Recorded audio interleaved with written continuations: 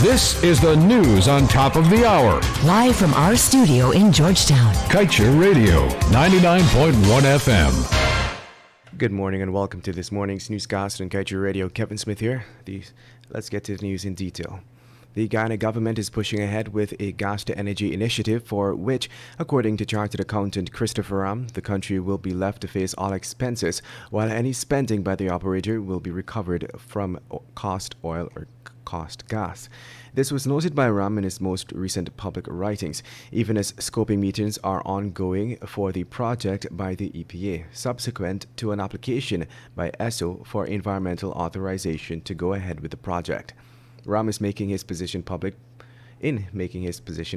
pointed out that under the provisions of the Public Production Sharing Agreement, the operator is required to include in the development plan of each oil field a plan for the utilization of the associated gas.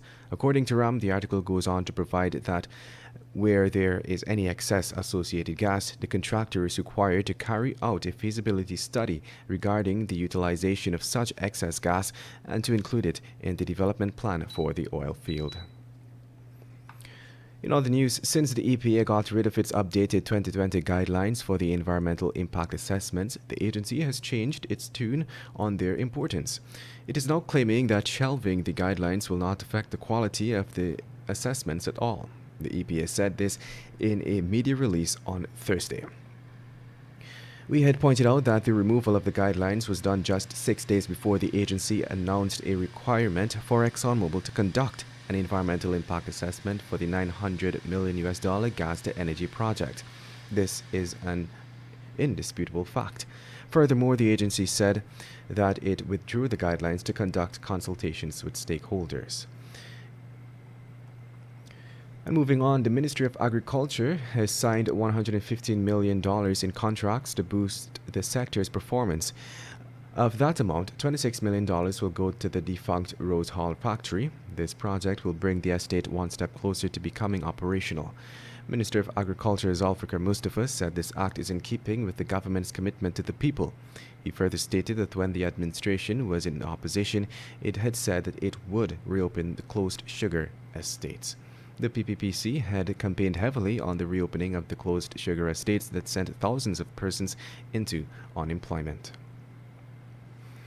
And now let's tell you, the Guyana government is paying the taxes for oil companies but appears comfortable going after local broadcasters struggling to make ends meet in a COVID-19 environment.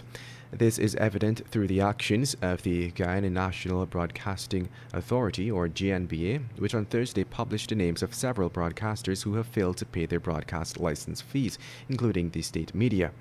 The agency, in a public missive, said it, and I quote, has been very patient and lenient, but continues to face an arduous task of obtaining its fees from cable, radio, and television broadcasters. As such, GNBA said it wishes to highlight the financially non-compliant broadcasters and has since published a list of all the defaulting companies. And to wrap things up, let's tell you, Minister of Health Dr. Frank Anthony yesterday announced that a 16-year-old child who was a patient of the COVID-19 ICU at the Lillian Dahl Infectious Disease Hospital has succumbed to the virus.